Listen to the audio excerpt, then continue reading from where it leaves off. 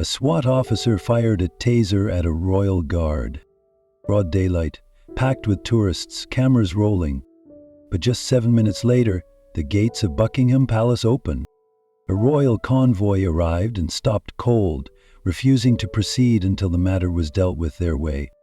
What happened in those next few minutes? It wasn't just protocol that was broken. It was pride, honor, and something much deeper. Before we unfold this extraordinary moment, go ahead and tap that subscribe button, hit like, and drop a comment telling us where you're watching from. We're just steps away from reaching our first 1,000 subscribers, and your support helps keep these powerful stories alive. And if you stick around till the end, you'll walk away with a timeless lesson about dignity, restraint, and what true strength looks like when the world is watching. Now, let's take you back to a quiet London afternoon where a single soldier stood tall and taught a lesson even a SWAT team couldn't forget. Trooper Caleb Mason didn't move. When tourists chuckled nervously, and when the American SWAT officer circled him like a predator sizing up prey, Lieutenant Jason Reed had swagger.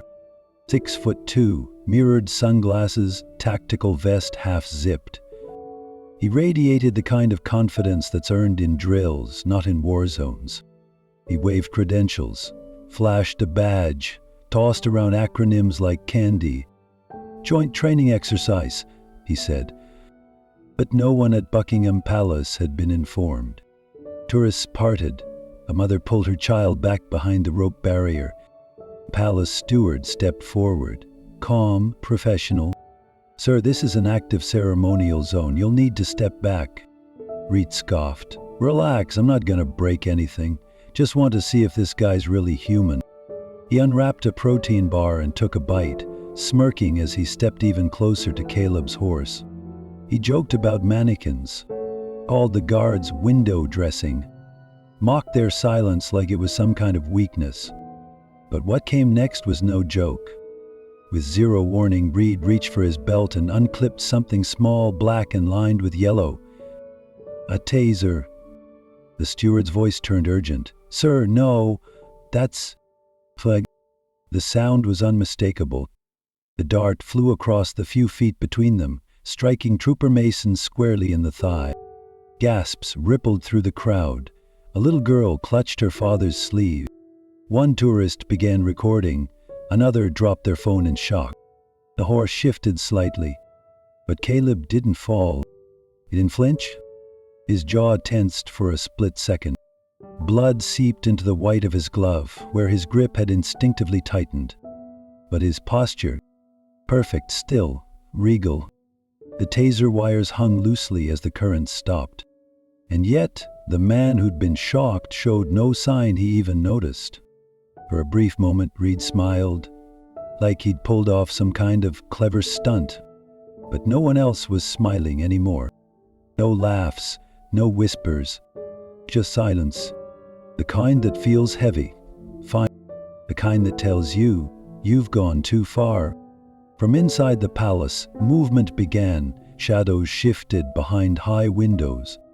Security earpieces lit up. Stewards began speaking in clipped codes.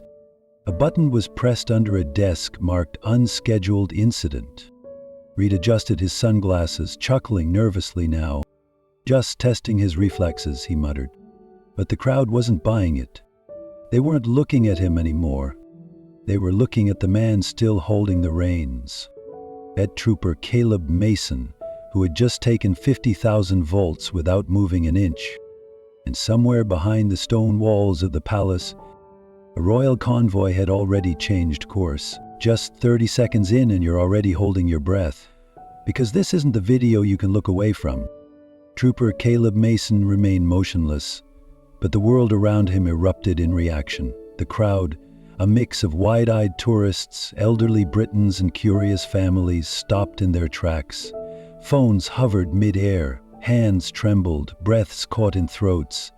It was as if all of history paused to witness this moment. Lieutenant Jason Reed, sensing the shift, cracked an uneasy grin. His bravado faltered. He expected confusion, maybe laughter, but this was something else. horror, respect, gravitas. He tried again, just testing his discipline.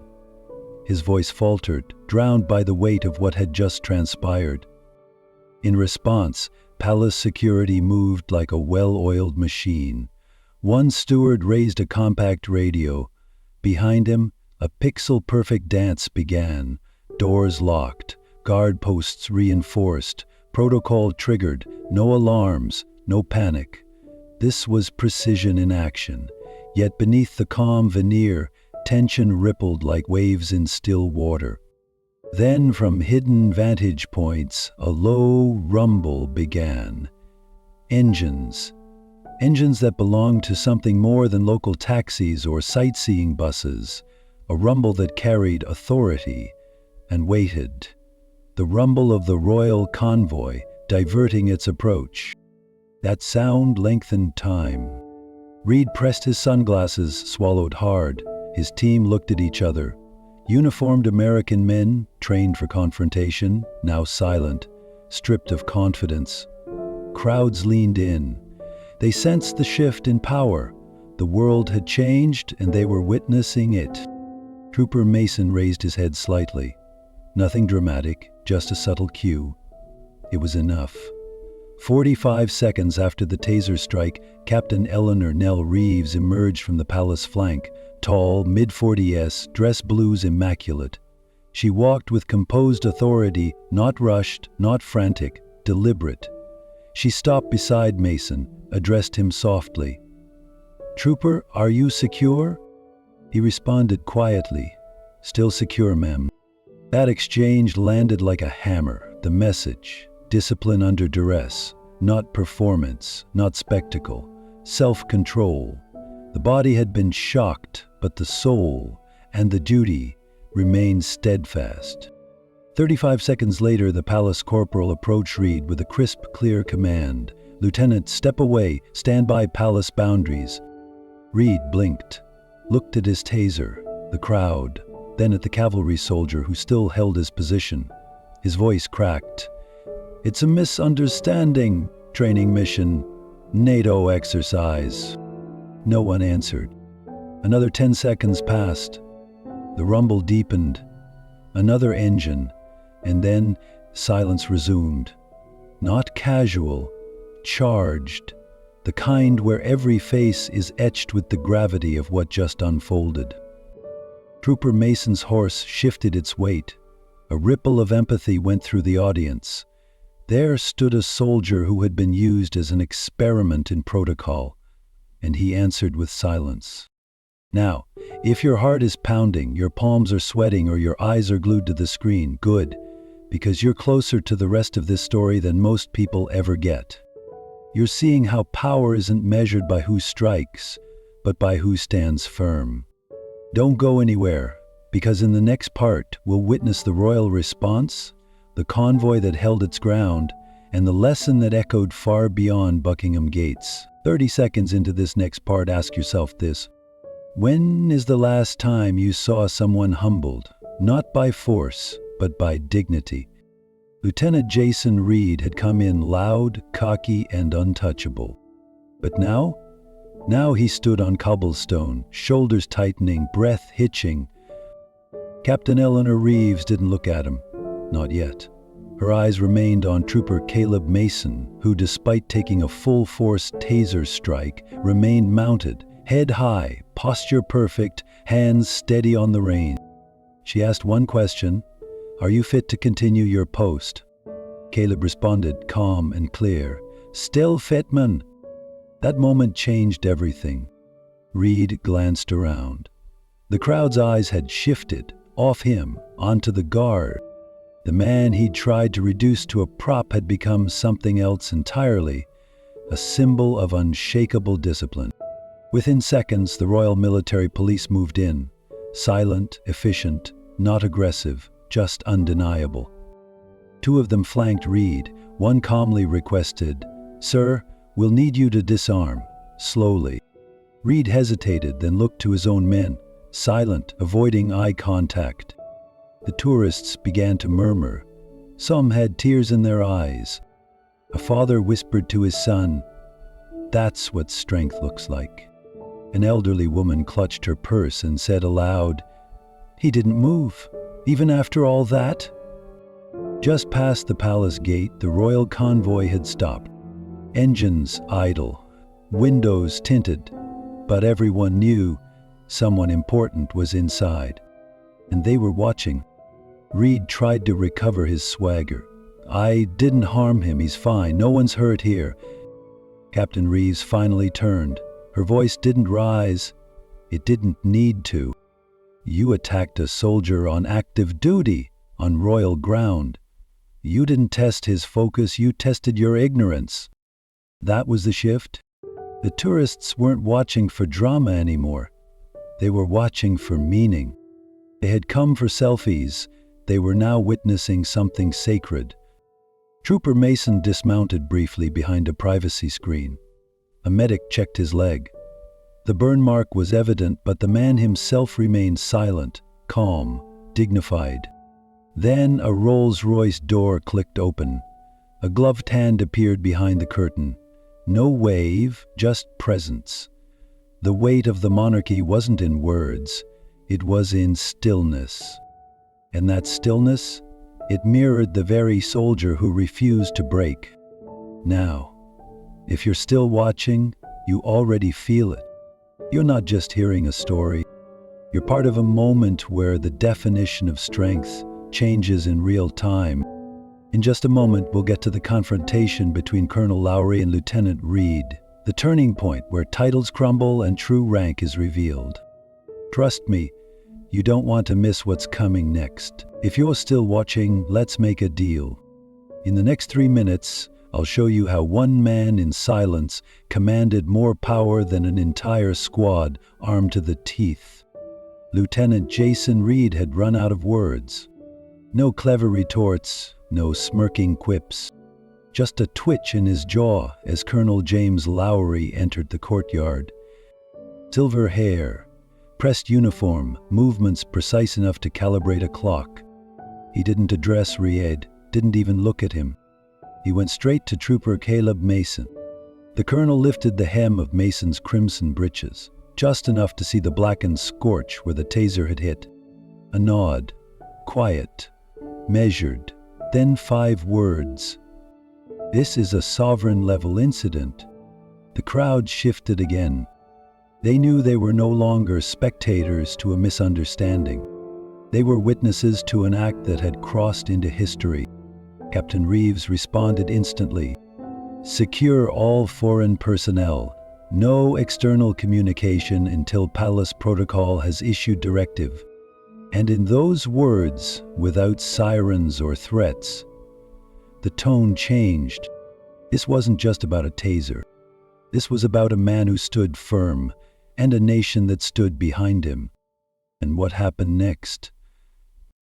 It was the opportunity Caleb Mason never asked for, but fully earned. He had absorbed an act of disrespect without losing composure. He had taken pain without reaction. And now he was becoming something more than a guard. He was becoming a message. The royal convoy still waited. Inside, perhaps, a member of the royal family. They didn't intervene. They didn't need to. Their presence was the punctuation mark. Back in the square, Colonel Lowry finally addressed Reed. Not loudly, not emotionally, just precisely. "You assaulted a British soldier. He moved when it mattered. You didn't." And there it was. A complete reversal. The American, trained in force, had lost his authority. And the Briton, trained in restraint, had gained the world's respect. At that moment, Caleb Mason wasn't just a ceremonial figure anymore. He was a living representation of why duty, tradition, and grace still matter. And here's the most beautiful part. He never spoke a single word of protest. Now, if you've stayed this far, your reward is coming. In the next part, we'll return to the stables, where Caleb prepares to remount, but this time with new eyes upon him, with the weight of the world lifted not by resistance, but by resolve. Because true opportunity doesn't always come wrapped in applause or medals. Sometimes It arrived in the form of respect. And that is what happens next. If you've made it this far, you've already seen power, arrogance, and restraint collide. But now it's time to go deeper, beyond the headlines, beyond the uniform. This is the moment we discover who Trooper Caleb Mason truly is. As the Royal Military Police escorted the American team away, Caleb remained in the privacy of the stables. Quiet, still. His leg throbbed beneath the bandage. The shock had passed, but the ache lingered.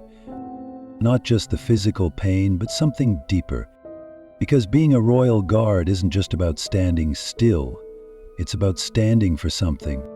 For most, this ordeal would have been reason enough to rest, to take a medical leave, to recover, but not Caleb. A medic asked if he'd like to postpone his return to post. He looked up, eyes sharp. "No, thank you," he replied simply. "I'm ready." That wasn't stubbornness, that was resolve. Meanwhile, outside, the square had changed. Tourists no longer chatted. Children weren't posing for pictures. They waited, quietly, hoping to see him return. And then it happened. The same black horse, the same ceremonial saddle. But when Trooper Mason rode back out, this time with fresh breeches, pressed sharp and spotless, the silence was profound. He took his post, same position, same discipline, but something had shifted, not in him, but in everyone watching. Because now, people didn't just see a guard. They saw a survivor, a symbol, a man who had faced humiliation, danger, and pain, and responded with grace. He didn't need applause. He didn't ask for praise. And that's when the transformation truly took root. Not in his uniform, but in the hearts of those around him. The young man in the crowd whispered to his father, "He came back." The father replied, "Yes, and that's what real strength looks like." 30 seconds from now, I'm going to tell you why that moment, that silence, and that return mattered more than any punishment or diplomatic fallout. But before I do, remember this. Caleb Mason didn't become a hero by reacting.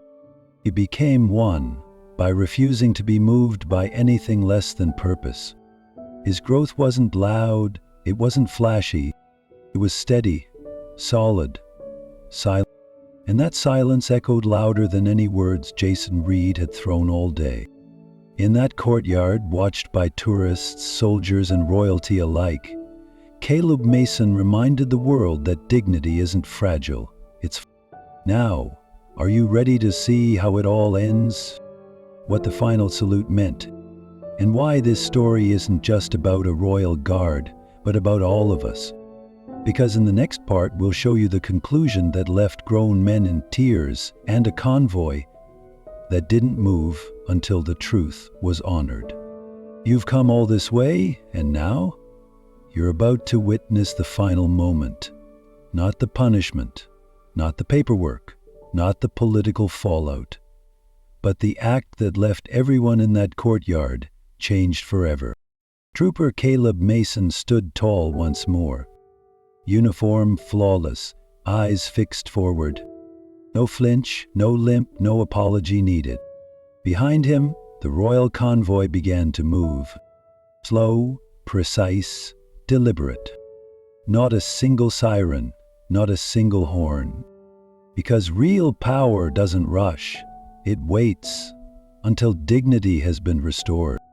As the first Rolls-Royce passed, the crowd held its breath. Would the royal family acknowledge him? Was this just ceremony or something more? Then it happened. Behind the tinted glass of the second vehicle, a gloved hand emerged. Not waving, not theatrical, just a subtle, respectful gesture, a nod to the man who had stood his ground. And that one movement said everything. Caleb Mason didn't need medals or headlines.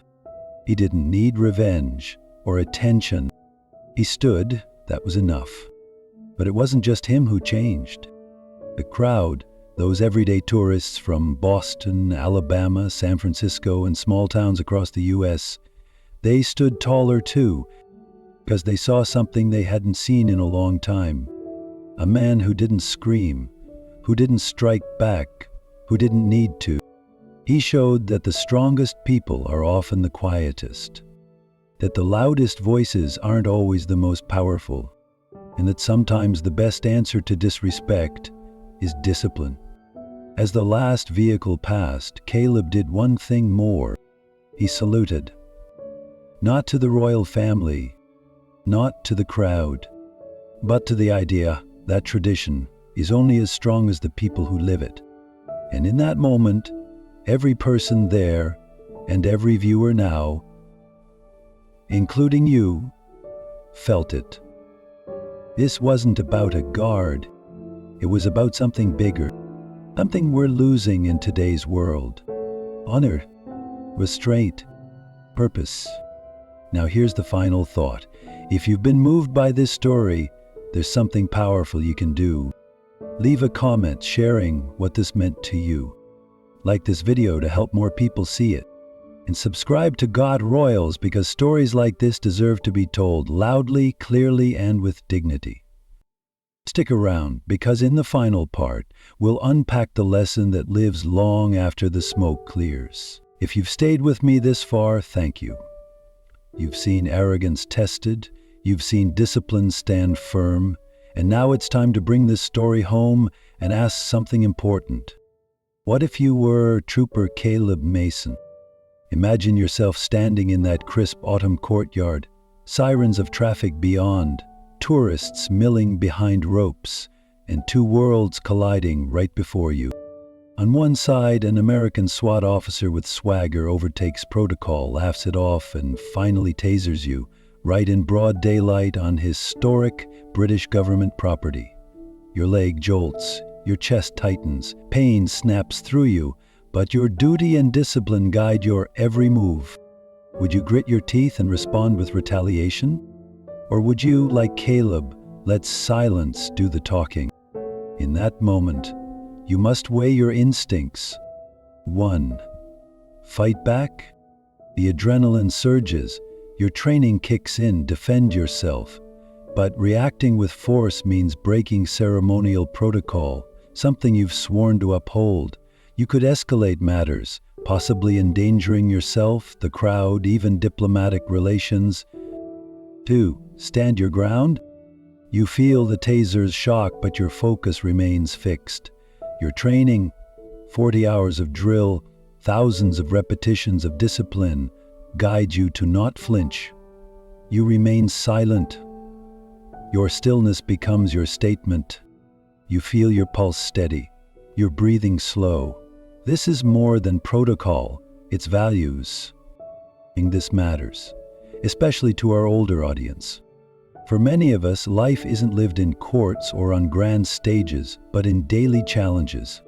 A difficult family conversation, an unfair comment from a neighbor, a moment when speaking quietly is more powerful than anger. Like Caleb, we can choose discipline over reaction. Maybe you've faced insults at church, or the TV news has tested your patience. Maybe a doctor delivered bad news, and you had to stand tall for your loved ones. These moments define us. What Caleb's silence teaches us. 1. Silence is a strong response. It's not passivity, it's presence. Being unmoved by insult shows inner power. You don't need shouts to be heard. Sometimes a calm demeanor speaks louder than any argument. 2. Purpose guides posture. Caleb didn't waver, not from shame, injury, or audience pressure. His posture didn't just look disciplined, it was discipline. That posture came from purpose. I stand for something greater than me. 3. Dignity outlasts disrespect. The SWAT officer tried to provoke, embarrass, and test him. Yet Caleb's response reminded everyone, dignity isn't fragile, it's forged, and once you live it, others will notice. 4. Actions echo louder than words. The Royal Convoy waited.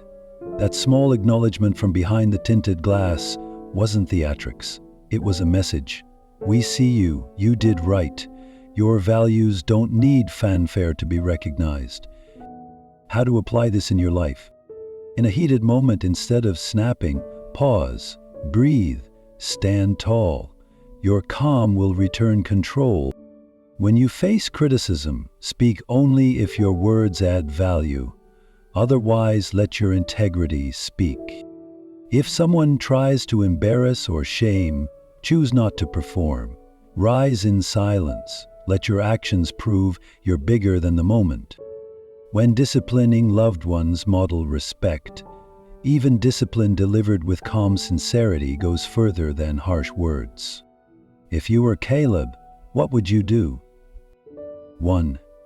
If the officer tasered you, you'd feel the shock, but you'd hold steady. 2. You wouldn't retaliate, you'd wait. Because your silence speaks volumes. 3. Later, you consent to an assessment before returning, because fairness matters, even when you're wronged. 4. You'd return to your post not for show, but to stand for values bigger than ego.